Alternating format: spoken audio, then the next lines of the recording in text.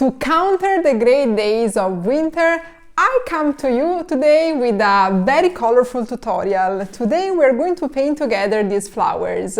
And as you're going to see, mainly I'm going to prepare everything in watercolor, but then to give it this kick with intensity of colors, I'm going to add a few brush strokes with gouache.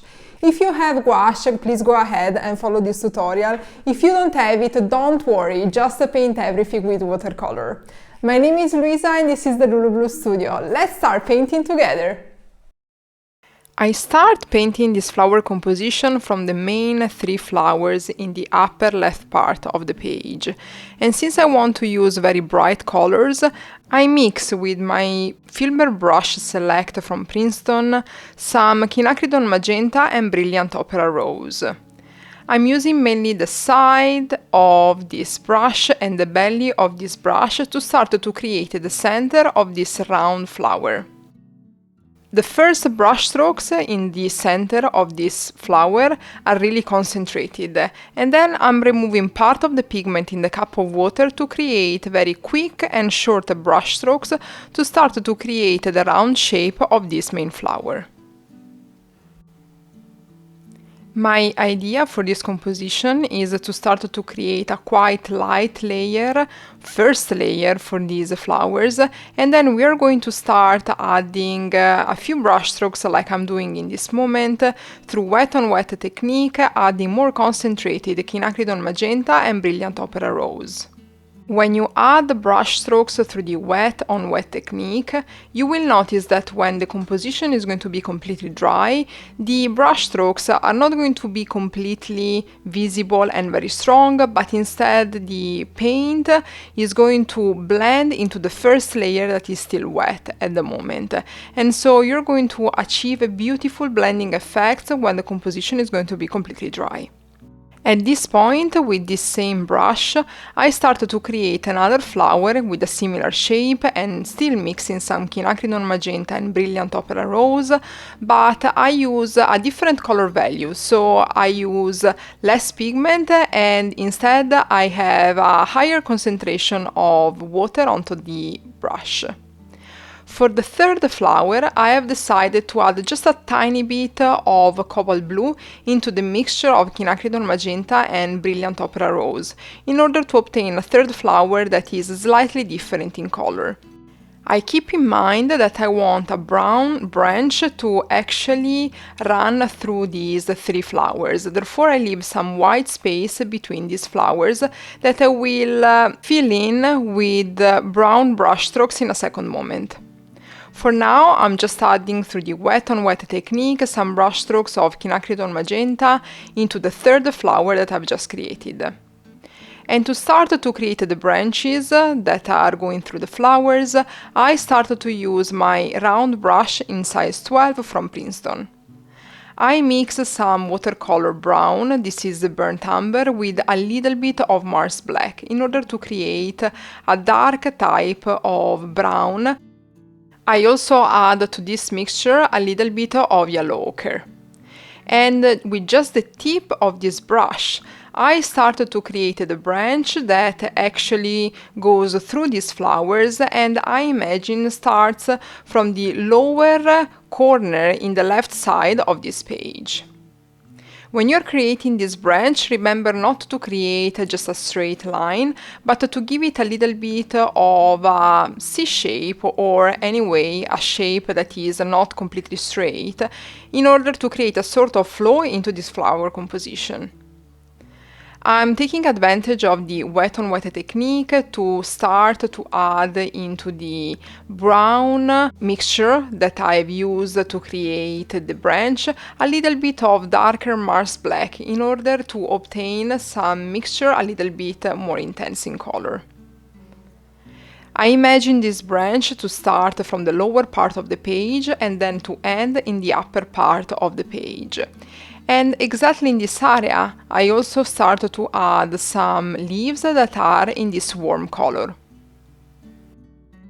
When I create these leaves, I use a similar color mixture and I just press onto the paper the brush that I'm using, starting from the tip of the brush, then I press onto the belly and then I release the pressure onto the tip.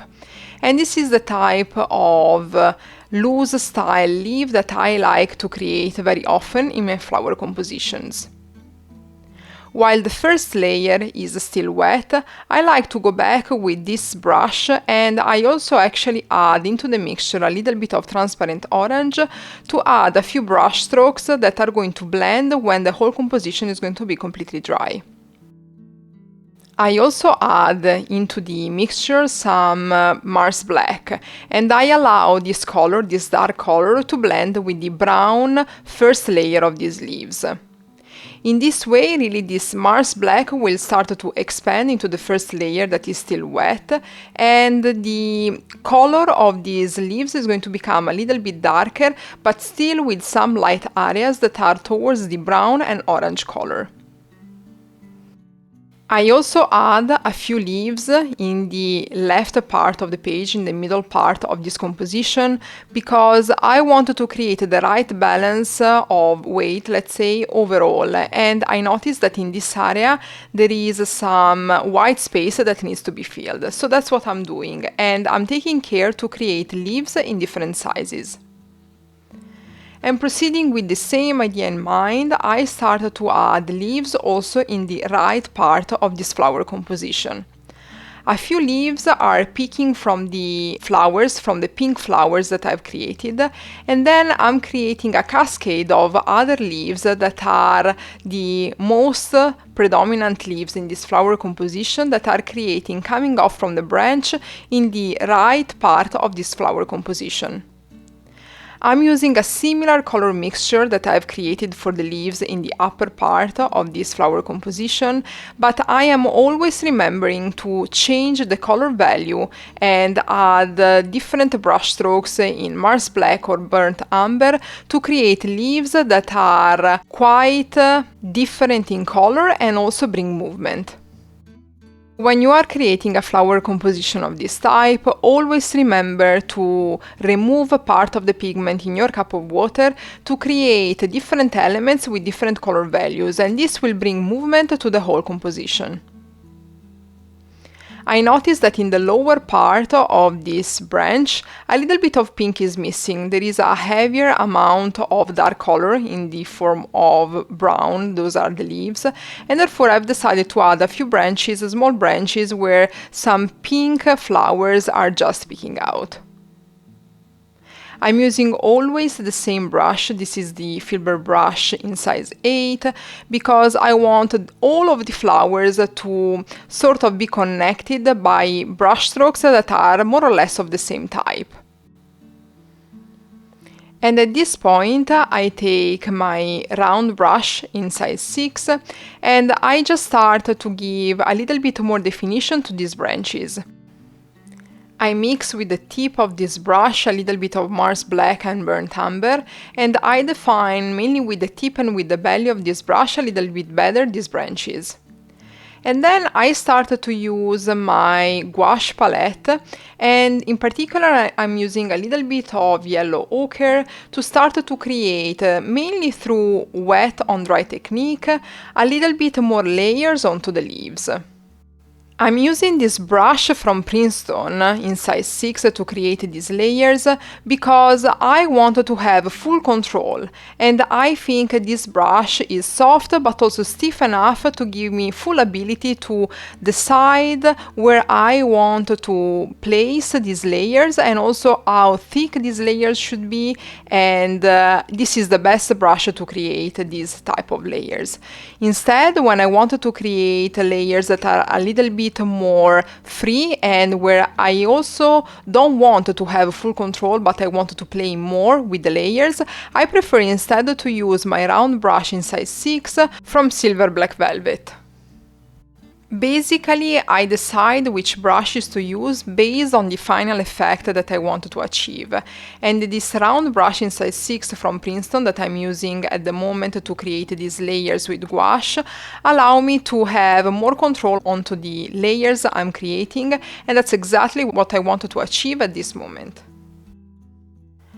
Gouache is a type of watercolor medium that I like to use when I want to create very defined layers, in this case, that are quite thick and also are less transparent than watercolor. Because gouache is a type of watercolor medium, it means that it is a type of paint that you can apply in the same way as you are doing with watercolor, but is less transparent than watercolor, and therefore when you apply it onto the paper, you will notice less the paper underneath. And that's exactly what I am trying to achieve in this flower composition, where I want these layers to be quite thick, especially onto the leaves. If you don't have gouache available, don't worry, you can achieve a similar effect by mixing on your color palette quite a lot of pigment, for example brown and black pigment from any paint that you have available on your color palette, and remember to use not so much water and apply these brush strokes, thick brush strokes, mainly with the belly of your brush. In my case, I like to mix on my watercolor palette different percentages, for example, of gouache and watercolors in order to obtain the final color that I'm looking for. Colors that are more opaque when I mix more gouache, or a little bit more transparent if I mix more watercolor compared to gouache. In this case, I'm creating a more orangey color that is mixed on my color palette with a little bit of transparent orange vermilion from the gouache color palette, and I'm adding these orange brush strokes onto my leaves. You can find in the description down below all the supplies I'm using in this watercolor tutorial. You can find all the paints I'm using, the brushes, but also the name of this gouache color palette. I really like using gouache because the application is quite similar to the watercolor application, but the result being more covering compared to watercolor can help you to achieve different effects. And so if you have never tried gouache, I really encourage you to try. And if you are looking for a good color palette, you can look in the description down below the one that I'm using. If you like this video, press like down below, and if you want to support me with the creation of other videos like this one, please subscribe to this channel because it really helps me to create free content for you to watch. Also, if you are a beginner and you want to improve quickly your watercolor skills, you can always download, by clicking on the link down below, the Beginner's Guide to Watercolor Flower Painting, the ebook that I wrote for all the people out there that want to learn more about watercolor and how to paint flowers in watercolor. Back to our tutorial, I'm using my round brush from Silver Black Velvet to start to add a few brush strokes more concentrated and through the wet on dry technique onto the branches, the leaves and onto the flowers. On the branches and on the leaves, I added a mixture mainly of Mars Black and Burnt Umber to add a few brush strokes to create some contrasting areas onto these elements.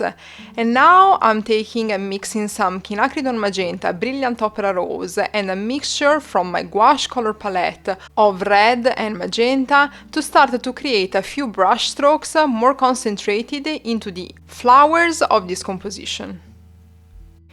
You might wonder why I'm using now this brush and not just the brush from Princeton I've used to create the thick brush strokes of the leaves. The reason is this brush from Silver Black Velvet is so soft that I have sort of less control when I'm using it, and I really like to use this brush when I want to create some layering effects that are quite spontaneous, I would say. And so, going back to what I said before, I decide which brush to use based on the final effect that I want to achieve at the end.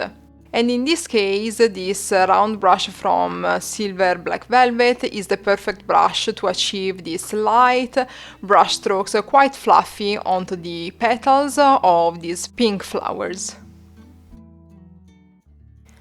I created on this third flower a layer of brush strokes that is quite light in color value, and now I'm adding through the wet on wet technique some magenta that really blends while this second layer is still wet.